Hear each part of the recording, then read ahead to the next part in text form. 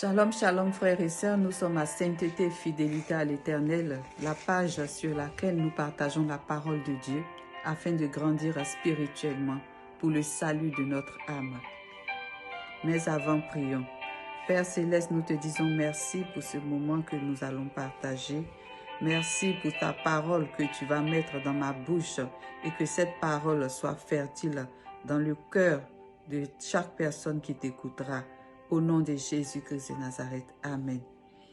Oui, quelle est la place de notre Seigneur dans notre vie?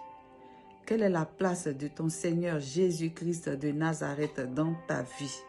Voilà la question que notre Seigneur nous pose aujourd'hui.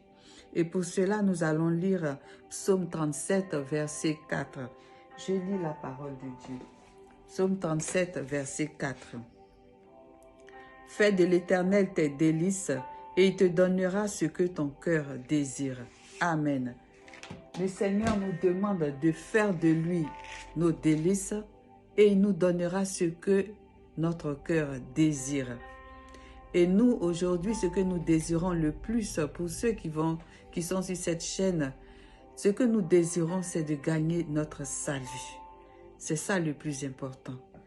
Nous ne désirons pas la richesse, nous ne désirons pas les biens de ce monde, mais le plus important, c'est que nous désirons notre salut. Cela ne veut pas dire que nous n'avons pas besoin de travailler, nous n'avons pas besoin d'enfants.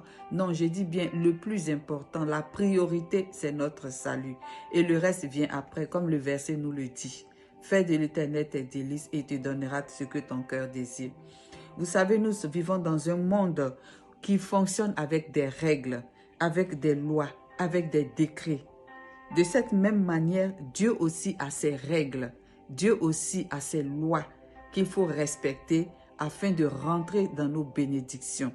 Si nous ne respectons pas ces règles, si nous ne respectons pas ces lois, nous ne pourrons pas rentrer dans nos bénédictions.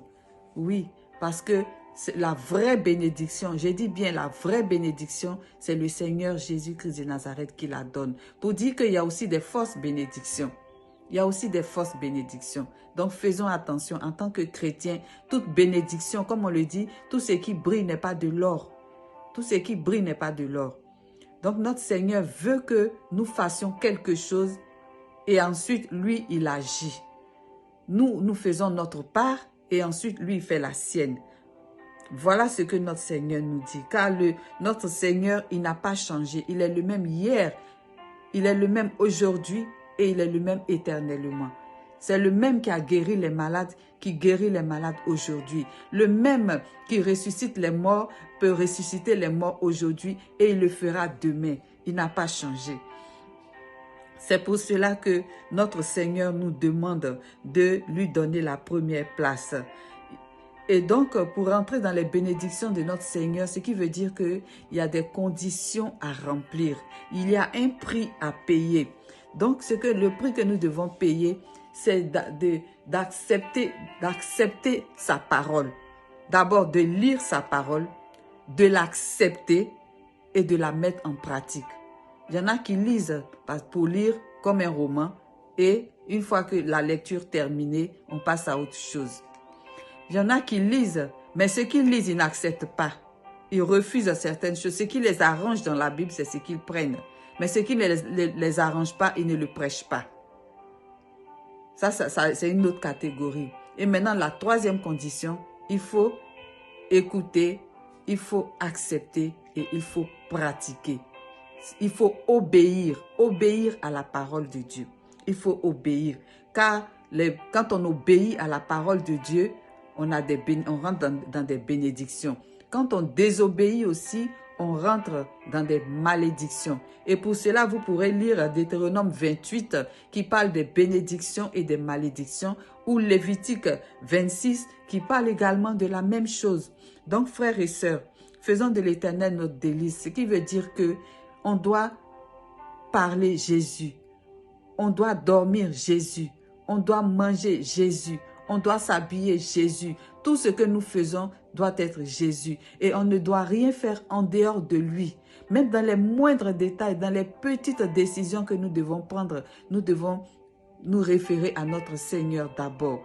Nous ne devons même pas sortir de notre maison sans avoir confié cette sortie à l'Éternel. Nous ne devons pas manger sans avoir confié la nourriture à l'Éternel. Nous devons mettre la priorité. Notre priorité, ça doit être notre Seigneur. Et lui, il s'occupera du reste.